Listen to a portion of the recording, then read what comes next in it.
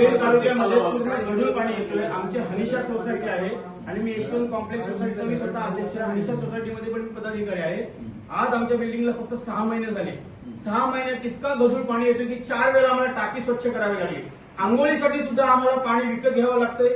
जेवण बनवण्यासाठी पाणी विकत घ्यावं, पिण्यासाठी तर घ्यावं लागतं. सर हे बघा, पावसाळ्याचं मी तुम्हाला मान्य करेन, पावसाची परिस्थिती मान्य करेन, पण इतर वेळी एवढं 6 महिन्यापासून म्हणतायत निश्चित काहीतरी टेक्निकल प्रॉब्लेम. आताच मी मान्य करीन या जुलै महिन्यापासून. आज आमचं दुसरं अतिरिक्त असं आहे की आमचे नवीन कॉक आहेत त्या गढूळ पाण्यामुळे खराब होतात घरांचे. म्हणजे अतिरिक्त आम्हाला खर्च आला.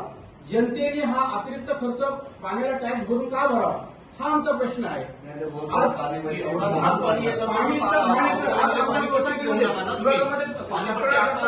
पाटील साहेब या चौघांची पंगा घेऊ नका. अजित पाटील आमचा, जितूबाई आम्ही हे सगळे ते ठाणे उपोषण करते येऊन तर. मॅडम माझं काय म्हणणं आहे, मी त्यांचं काय अपोज करत नाही. फक्त तुम्ही जे म्हणताय ना 6 महिन्यापासून मला गढूळ आमच्या सोसायटीला गढूळ पाणी येतो, तो काहीतरी टेक्निकल, कारण मोस्टली गढूळ पाण्याचा प्रश्न आमच्याकडे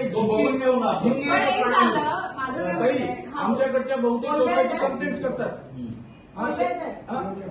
झिंगे छोटे छोटे येतात. आमच्याकडचे नगरसेवक आहेत शशिकांत म्हात्रे साहेब, आम्ही त्यांनी एक ग्रुप बनवलेला आहे तिथे व्हॉट्सअपवर, त्याच्यावर चर्चा होल्या जातात आणि बऱ्याच काही चर्चा होतात तिथे.